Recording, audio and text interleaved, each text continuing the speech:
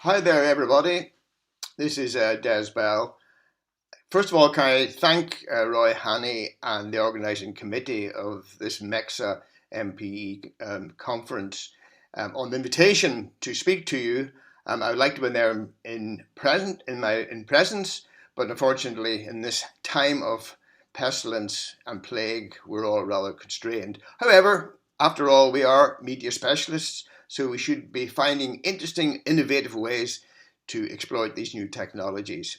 Today I'm going to speak to you about research within the field of creative and media arts. I'm going to be drawing very much on my book, which is available in good bookshops or online. And in the book, I address both through historical example and philosophical logic some of the problems that have arisen within the field of understanding media research and characterizing it, and hopefully provided some suggestions, if not solutions, as to how we might advance. What role does research play within the creative and media arts? How can research advance what we do as artists and critics? Research by artists, I hear you say. Surely artists make stuff, they stage, exhibit, and perform, producing art objects rather than research and theorize, activities that can be left to scientists and critics. Indeed, the traditional emphasis in our specialist art academies and conservatoires has been on making work rather than talking up process, method, and rationale. Perhaps those activities are best left to critics. So what sort of research do practicing artists actually do? From the outset, let us admit, and indeed we seem to be confirming the worst fears of the academy, the majority of research conducted by artists is not systematic in form. Such investigative activity is predominantly concerned with professional considerations rather than just pursuing original knowledge. Indeed, much of such exploratory research is not of a primary nature, nor is indeed it original in itself. The originality quite obviously lies in the creative work it facilitates, what we might want to call the art object. The research undertaken is harnessed to demands of what we could call informed creative production. It focuses on the making, exhibition, and to a lesser extent, reception and interpretation of an original work. This sort of background research is often marginalized in discussions of artistic research. Perhaps we need to re-evaluate it. Some academics are reluctant to ascribe any research status to these exploratory activities. They argue that such research is hard to evaluate and needs to be supplemented by the sort of written account that usually figures in peer-reviewed academic research. Interestingly, while the academy may get itself tied up in knots about the methodological auspices of university-based arts research, this is the point at which the accountants come onto the frame, no one actually doubts that artists engage in substantial research activity in producing their work. Film treatments test and develop creative ideas. Scripts and other bodies of creative writing rest on detailed research activity into the cultural and historical location of events, into the language, the habit, psychological motives of characters, and into the visual elements that make up, for instance, a film's look. Models, maquettes, and prototypes are used to explore the design of work in the studio and to facilitate planning for its execution. Sketches and photographs prepare the way for paintings and sculpture. Ethnographic encounters and social inquiry facilitates documentary film and photographic projects and a range of other artwork. Choreographic and performance ideas and approaches are workshopped and tested in rehearsal and practice. Improvisation facilitates experiment and innovation in music and drama, and so on and so on. Indeed, as we shall see, this sort of research involves experiments with lens use and optics, the manufacturing of models and prototypes to test design options, scripting and scenario planning to manage productions, and it looks in some ways rather like the sort of research that technological-based scientists employ. It certainly resembles the sort of technological investigations in that it's focused on project-based problem-solving approaches that are reliant on professional skill and experience, including input from technical experts. In addition, background research often employs lateral thinking, inspired guesswork, and, of course, persistent curiosity, rather than adherence to any methodological exactitude. Such research, one hopes demonstrates the application of an acute research intelligence in its handling of sources and testing of strategies of innovation. In turn, it adds to the stock of knowledge and critical insight in our arts disciplines. So most of us have no difficulty in acknowledging that artists engage in serious research activity as part of the process of making their work. And in the book that I've written fairly recently, Research in the Creative and Media Arts, available in all good bookshops, I go into this attempt to understand the dimensions of research in the creative and media arts. In various times in the past, whether in the Renaissance or in the work of the radical avant-garde in revolutionary Russia, artists were also theorists. Indeed, they thought of their work in many ways as akin to science. Indeed, my book offers a sort of genealogy of artistic research in which we might attend to as we seek to fashion a contemporary paradigm of research practice for the creative arts. The work of the modernist avant-garde in the first decades of the 20th century increasingly looks like a sort of foundational moment for artistic research. Perhaps we should celebrate it as such. And just as other disciplines celebrate their founding fathers and indeed mothers, my initial training was in sociology, so of course I had to read Karl Marx, I had to read Max Weber, I had to read Emil Durkheim, I had to be familiar with the sorts of research projects that shaped the discipline as it evolved over 50 or 60 years. Perhaps artists also need to identify to the provenance and of their own distinctive research tradition.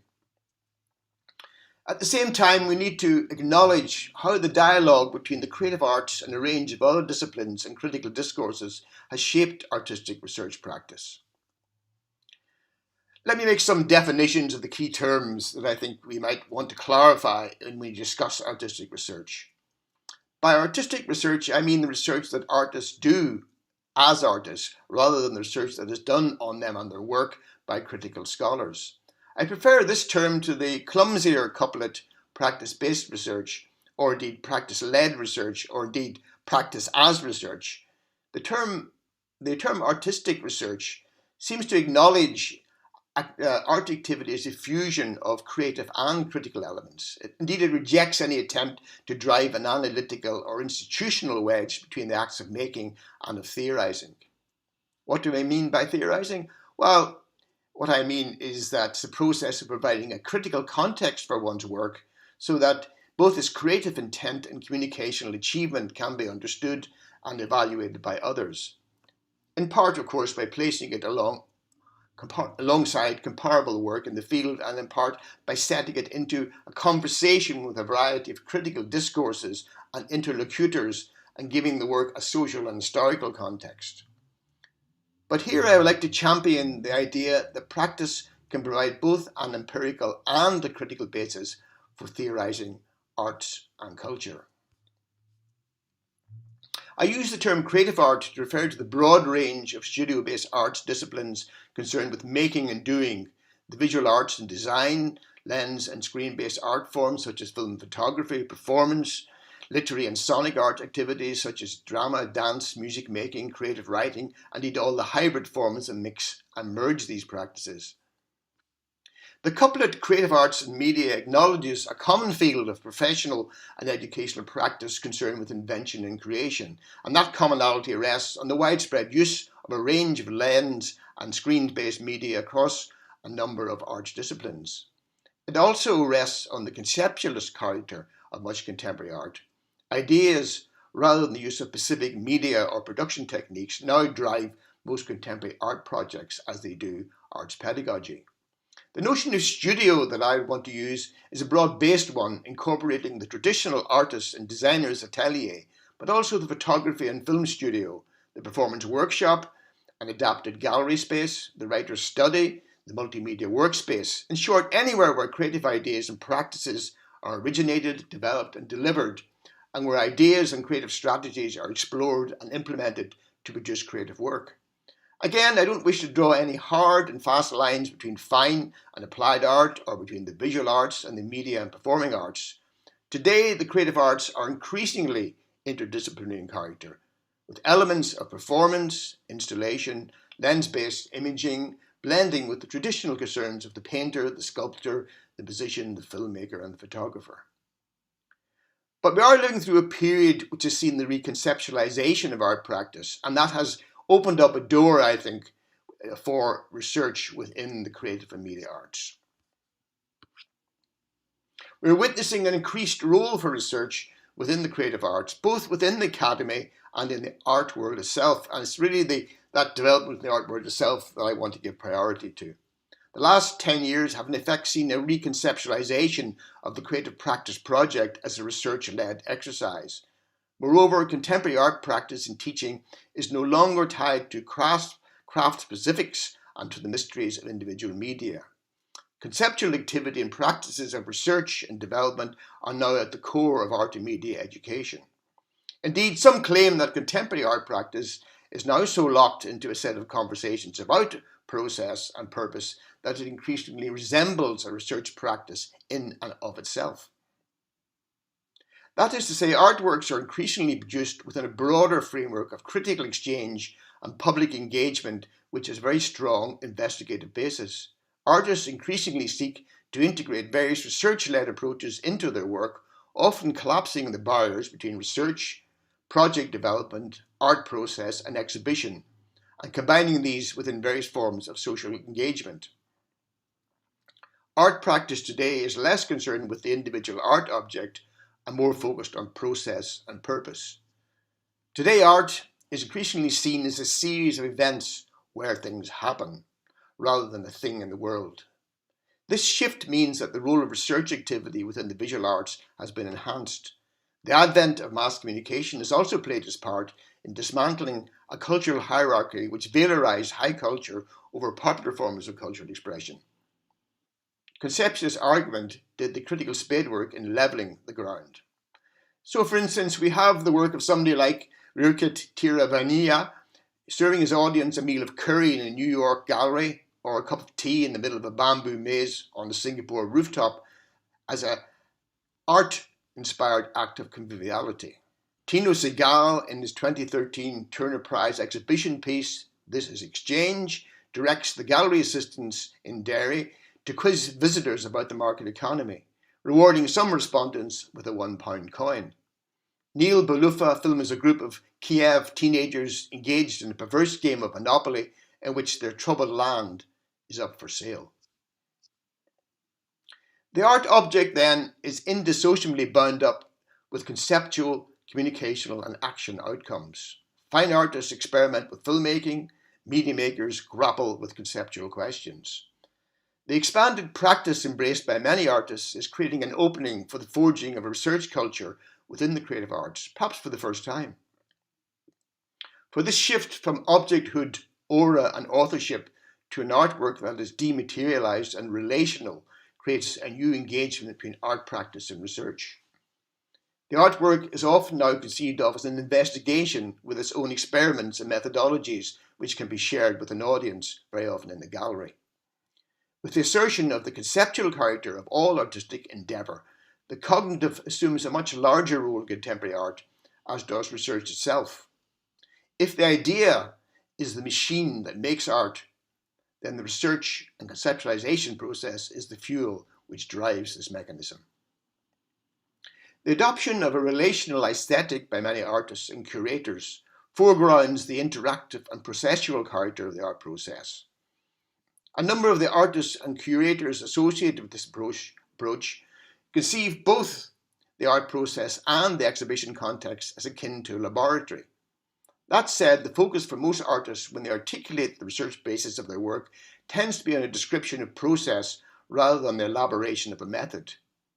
Process is often project-specific, representing a signature approach by an artist.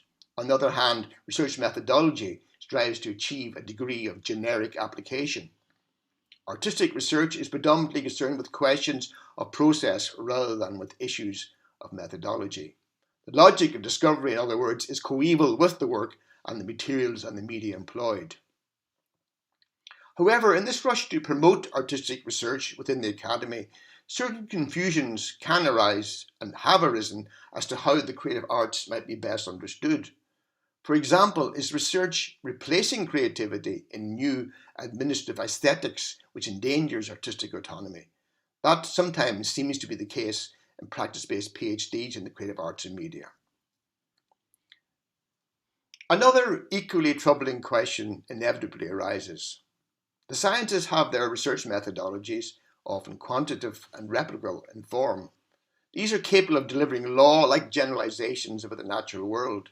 What is their equivalent in the creative arts and media, where core activity is focused on the making of a singular artwork? Is artistic research primarily about a knowledge outcome or an aesthetic one? Is it about creative process rather than scientific method? And if the creative arts have not quite resolved these matters, with no clear research tradition with definable methods emerging to date, where should we be looking for inspiration?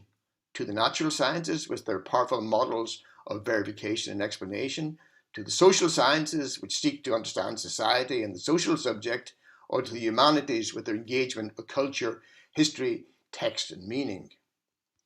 Or rather, can researchers in the arts elaborate their own working methods? These may well be based on creativity within the studio, field and gallery, and in artists' engagement with audiences and society, rather than on adherence to any generic methodology. The creative arts and media, with their focus on ways of making and doing, have their own distinctive modes of apprehending and understanding the world. A filmmaker, photographer, performance artist sees and moves within the world in a distinctive way. The knowledge they acquire is rooted in their creative encounters. Artistic research needs to start from this specificity. What the different arts disciplines have in common with science is their concern with invention. This is a notion which had particular purchase during the Renaissance, where it was closely related to artisan-based design and scientific activity and thinking. Much later, the notion becomes central to the artistic culture of the modernist avant-garde. What distinguishes artistic research then from other fields of inquiry? We kind of think identify two core characteristics common to artistic research, which differentiate it in its methods from the research and scholarship conducted by disciplines like art history, visual cultural studies, film and media theory, critical approaches that also have artwork and cultural matters as their objects of analysis but are not directly concerned with practice, or at least not practice as a research method. Firstly, art employs a research process executed through the making of work. Paintings, sculptures, films, art propositions, events, photographs, sonic and performance activities, recorded outputs. It is, in other words, practice-based. Secondly, such research is discovery-led rather than hypothesis-driven, like much research in the dominant scientific tradition. The French philosophers Gilles Deleuze and Félix Guattari identify a nomadic conception of science that can be distinguished from the forms of institutionalized or what they call royal science, closely associated with the state and with corporatist interests. Nomadic science is not so much concerned with reproducing existing theories, but with exploring various concrete lines of inquiry. These emerge hesitatingly out of engagements with materials, professional practices, and real-world problems.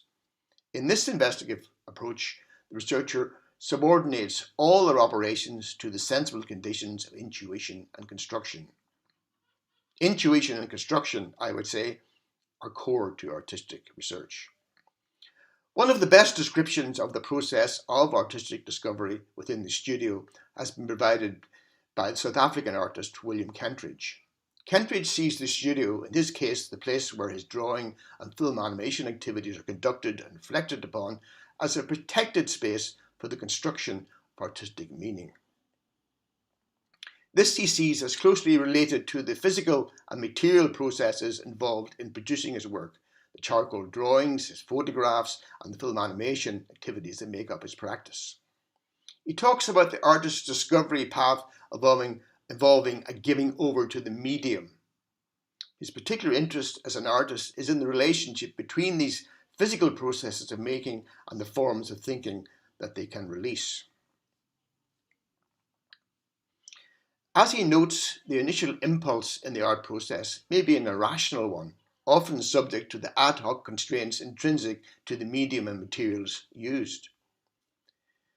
In his terms, it takes the form of a provocation. However, What follows as the artist responds to this spur is a rigorous and reflective process through which they learn to explore and master what the provocation suggests, indeed what it means. As he concludes, the first provocation is very quick. What takes the days, the hours, is trying to train yourself to understand what has been shown to you, what a random or ad hoc chance or whim unleashes. So this is the work of the studio, the constructing, filming, performing, rewinding, drawing, redrawing, relooking. The idea is never enough. It's always the embodiment of the idea. How it is finally turned into a piece of film, a piece of paper, that's the question. The studio, rather like the scientist's laboratory, provides a vital protective space for experiment, uncertainty, and indeed failure. Kentridge once valorised this exploratory aspect of the art studio over what he calls a studio of good ideas, of things worked out in advance, then executed. That's to say, a studio of hypotheses, scripts, storyboards, and received ideas. For it is, as he says, from the very imperfections of a technique that parts of the world and parts of us are revealed that we neither expected nor knew before.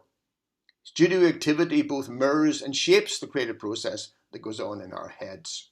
In the studio, this process gets externalized and demonstrated. As he says again, the finished drawing or the finished film is a demonstration of the process, of the completion of the process. The physical activity, the months, the weeks, the hours of doing the drawing are a slow motion version of how it is we appropriate and understand the world. However, for Kentridge, the studio, while providing a protected space for experimentation, also resonates with the outer world, and he uses a wonderful metaphor. He says it can be seen as a kind of membrane, a drumhead perhaps, between the outside world and the activity of making the image. What, he asks, is it that penetrates into the studio? Well, it's obviously history, it's politics, it's the newspaper you read this morning, it's images coming in from television, it's a memory of a conversation from the week before. The raw material which enters the studio is transformed, gets disintegrated into fragments, and then reconstituted as a drawing, as a film, as a text, or indeed as a lecture. William Kentridge cogently discusses his working methods and how these might generate an understanding of a more general sort. His approach, as he says, starts from work in the studio, then goes through a kind of reverse engineering to try and understand a possible interpretation of work that has been done, and to try and find the thinking inherent in what the hand and the eye is doing in the studio. Finding the thinking inherent in what the hand and the eye is doing in the studio. He talks engagingly about the bifurcation of self that occurs in the studio, playfully portraying it in one of his video pieces. What occurs as the artist moves from being an active subject at work, drawing and photographing, to becoming the observing self that stands back from their work to assess its development and its emergent meaning. As he says, each time you step back from the drawing, you see it in a different way and give instructions to yourself, a set of mental notes which you reapply when you return to the drawing. This split between oneself, the viewer, and the maker becomes essential in the gathering and construction of sense in the studio. The split of the self in the studio becomes emblematic of the split one does in the work itself. So the playful trope of creative self and interfering, interrogating other gives way to the idea of the canvas or a sheet of drawing paper or filmic image as a membrane resonating to the beat of the world and acting as a condenser, registering the impact of external forces.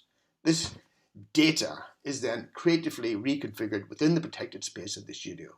So the conversation is not just within an artistic self conducted through an act of ecstasis, but it's a dialogue with the external world out there, and the images and discourses that flow into the studio from that. Kentridge embraces a dialogical notion of the studio and of the artistic process. That opens a pathway to a grounded artistic research practice.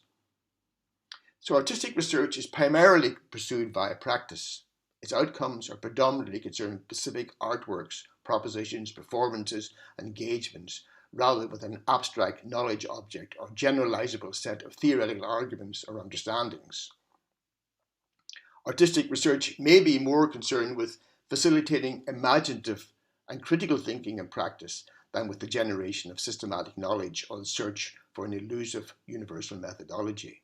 As such, its results may be based as much on intuition, professional nous, openness to a myriad of intellectual and cultural influences, and the capacity to respond intelligently to contingency as on the application of any rigorous methodology. In conclusion then, I think we can identify a dynamic within creative arts research between three elements. These, when brought into productive alignment, might sustain a research culture for the creative arts. Firstly, we have autonomous creative art and media activity itself, conducted in the studio and the field, responsive to its own inner voice and studio discipline, and fearlessly committed to innovation in form and social purpose. Then secondly, we have a body of critical and contextual theory elaborated in and around the core tasks of art practice, but responsive to a range of interdisciplinary encounters and research methodologies. And lastly, we have an arts pedagogy, which has always influenced how we think about art and how we theorize art, and which acknowledges the central role of research, professional considerations, and forms of social engagement in the conduct of the creative arts. So a grounded research culture for the creative arts is one attentive to the demands of creativity, but also informed by critical considerations. One that is true to its own lights, but open to a range of cross-disciplinary affiliations, inspirations, and methodologies, as well as to pedagogical and professional concerns. The relationship between these critical and methodological considerations and the dynamics of creative practice can be represented diagrammatically, as I tried to do in my book.